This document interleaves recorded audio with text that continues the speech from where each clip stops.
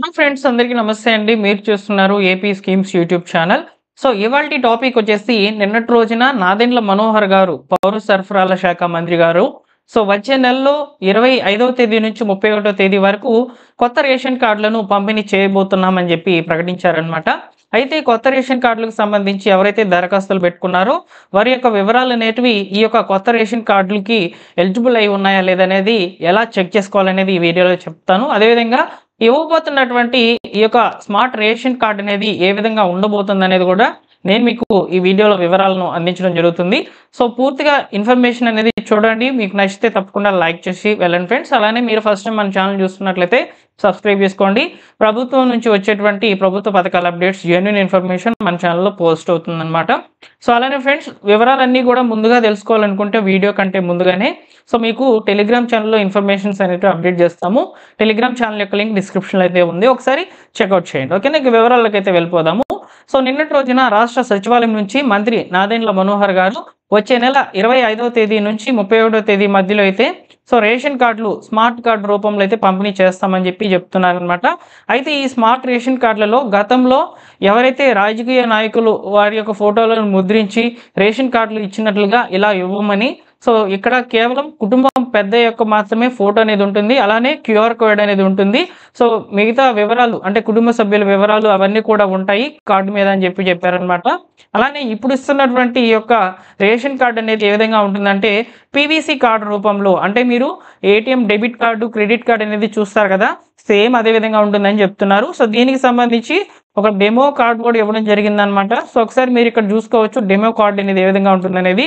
ఇక్కడ చూసుకున్నట్లయితే rice card అని ఇట్లా పేర్లు అనేవి ఉంటాయన్నమాట. అలానే ఇక్కడ మనకు వచ్చేసి కుటుంబం పెద్ద యొక్క ఫోటో అనేది ఉంటుంది, దాని కింద వచ్చేసి క్యూఆర్ కోడ్ ఉంటుందన్నమాట. ఈ ఫ్యూచర్లో వచ్చేసి రేషన్ పంపిణీ జరిగేటప్పుడు ఈ క్యూఆర్ కోడ్ని స్కాన్ చేస్తే చాలు, మీ వివరాలు అనేటివి ఫ్లెచ్ కావడం జరుగుతుంది. డైరెక్ట్గా నెంబర్లు అవన్నీ కూడా ఎంటర్ చేయరనమాట. ఇదొక మంచి న్యూస్ అయితే చెప్పవచ్చు. ఎవరైతే రేషన్ కార్డుల కొరకు మరియు ప్రభుత్వ పథకాలను పొందాలని ఎవరైతే ఎదురు చూస్తున్నారో వారందరికీ కూడా ఇదొక మంచి గుడ్ న్యూస్ అయితే చెప్పవచ్చు.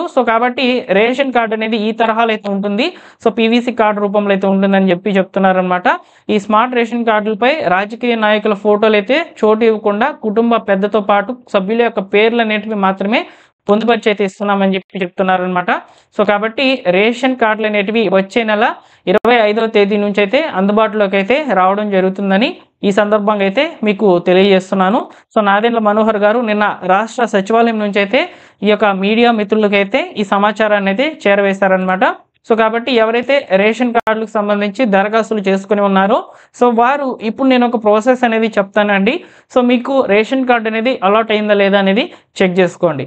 ఫ్రెండ్స్, నేను మీకు ముందుగానే చెప్తున్నాను, ఈ ప్రాసెస్ అనేది ఒక్కోసారి వర్క్ అవుతుంది, ఒక్కోసారి వర్క్ అవడం లేదు. వెబ్సైట్ అనేది సర్వర్ ఇష్యూ అనేది చూపిస్తుంది అనమాట. ఇప్పుడు నేను వీడియో చేస్తున్న సమయంలో అయితే ఓపెన్ అవుతుంది. ఓకేనా, ఇది మీరు గమనించండి. మళ్ళీ ఓపెన్ కాలేదని కామెంట్స్ అయితే పెట్టవద్దు. మీరు ఒకవేళ మీకు ఓపెన్ కాకపోతే ఒక గంట తర్వాత అయినా ట్రై చేయండి. ఓకేనా, అయితే వివరాల్లోకి అయితే వెళ్ళిపోదాము. దీని కొరకు ఒక వెబ్ పేజ్లోకి అయితే వెళ్తున్నాను నేను. మీరు ఇక్కడ స్క్రీన్ మీద అయితే చూసుకోవచ్చు అనమాట. ఏపీఈపీడిఎస్ అని టైప్ చేయండి మీ యొక్క గూగుల్ క్రోమ్లో. ఈ విధంగా మీకు ఒక వెబ్ పేజ్ అనేది రావడం జరుగుతుందన్నమాట. ఈ వెబ్ పేజ్లోకి వచ్చిన తర్వాత డాష్ బోర్డ్ అనే ఆప్షన్ అయితే క్లిక్ చేయాలి. ఇప్పుడు డాష్ బోర్డ్ అనే ఆప్షన్ని క్లిక్ చేయగానే మీరు మరొక వెబ్ పేజ్లోకి అయితే వెళ్తారనమాట. ఇక్కడ చూడండి, ఈపీడిఎస్ అనే సైట్ అనేది ఓపెన్ కావడం జరిగింది. ఇందులో మీరు రేషన్ కార్డుకి సంబంధించినటువంటి వివరాలను తెలుసుకునేందుకు ఇక్కడ మీరు రేషన్ కార్డు సెర్చ్ ఆప్షన్ ద్వారా అయినా తెలుసుకోవచ్చు, లేకపోతే ఈపీడిఎస్ అప్లికేషన్ సెర్చ్ అనే ఆప్షన్ ద్వారా అయినా కానీ మీ రేషన్ కార్డు మీకు అలాట్ అయిందా లేదా చూసుకోవచ్చు అనమాట. అయితే కొత్తగా రేషన్ కార్డులకు సంబంధించి దరఖాస్తులు చేసుకునేటువంటి వాళ్ళు, ఓకేనా, అంటే ఇంతవరకు కార్డు అనేది లేకుండా కొత్తగా మీరు కార్డుకి దరఖాస్తు చేసుకున్న వాళ్ళు, అంటే స్ప్లిట్ అయ్యి ఉంటారు కదా, అలాంటి వాళ్ళు ఇక్కడ ఈపీడిఎస్ అప్లికేషన్ సెర్చ్ అనే ఆప్షన్ని క్లిక్ చేయాలన్నమాట. నేను ఒకసారి క్లిక్ చేసి చూపిస్తాను చూడండి. ఇప్పుడు ఓపెన్ అయితే అవుతుంది అనమాట. ఇక్కడ వచ్చిన తర్వాత ఎంటర్ అప్లికేషన్ ఐడి అని అడుగుతుంది. ఈ అప్లికేషన్ ఐడి అంటే ఏంటంటే టీ నెంబరు. సో మీకు అప్లికేషన్ అనేది చేసేటప్పుడు గవర్నమెంట్ నుంచి ఒక మెసేజ్ అనేది ఫార్వర్డ్ అయి ఉంటుందన్నమాట. టీ నెంబర్తో, టీతో స్టార్ట్ అవుతుందన్నమాట ఆ నెంబర్ అనేది. ఆ నెంబర్ని నోట్ చేసుకొని ఇక్కడ ఎంటర్ చేయాలి. తర్వాత ఇక్కడ కనిపిస్తున్నటువంటి HC4P అనేది క్యాప్చా అనమాట. ఈ క్యాప్చాని క్యాప్చాలో ఎంటర్ చేసేసి సెర్చ్ చేయండి. సో ఇక్కడ మీ యొక్క వివరాలు, అంటే మీకు కార్డు శాంక్షన్ అయి ఉంటే మీ యొక్క వివరాలు ఆటోమేటిక్గా ఫ్లెచ్ అవుతాయి. ఒకవేళ మీ యొక్క వివరాలు అనేటివి ఫ్లెచ్ కాకపోతే మీ కార్డు అనేది పెండింగ్లో ఉందని అర్థము. ఓకే, ఒకవేళ మీరు కుటుంబ సభ్యులను మీ యొక్క పాత రేషన్ కార్డులోకి యాడ్ చేసుకునే దాని కొరకు అప్లికేషన్ చేసి కనుక ఉండినట్లయితే సో డైరెక్ట్గా ఇక్కడ రైస్ కార్డ్ సెర్చ్ అనే ఆప్షన్లోకి అయితే వెళ్ళిపోండి. సో రైస్ కార్డ్ సెర్చ్ అనే ఆప్షన్లోకి వెళ్ళిన వెంటనే కూడా మీ యొక్క రేషన్ కార్డ్ నెంబర్ అనేది ఎంటర్ చేయమని అడుగుతుందన్నమాట. సో ఇక్కడ నేను క్లియర్గా అయితే చెప్తానండి ఏ విధంగా ఓపెన్ అవుతుంది అనేది. సో ప్రస్తుతానికి ఈ వెబ్ పేజ్ అనేది ఒక్కోసారి సర్వర్ డౌన్ అయితే అవుతుందన్నమాట. చాలా బ్రౌజింగ్ అనేది చాలాసేపు అయితే చేస్తుంది. సో ఈ విషయాన్ని మీరు గమనించుకొని సో సెర్చ్ చేసేటప్పుడు కొంచెం ఓపికతో అయితే చేసుకోండి అనమాట. సో ఇక్కడ మీ యొక్క ఓల్డ్ రేషన్ కార్డ్ నెంబర్ అనేది ఇక్కడ ఇచ్చేసి సెర్చ్ మీద క్లిక్ చేసినట్లయితే సో అక్కడ మెంబర్లు యాడ్ అయినట్లు చూపిస్తుంది అనమాట.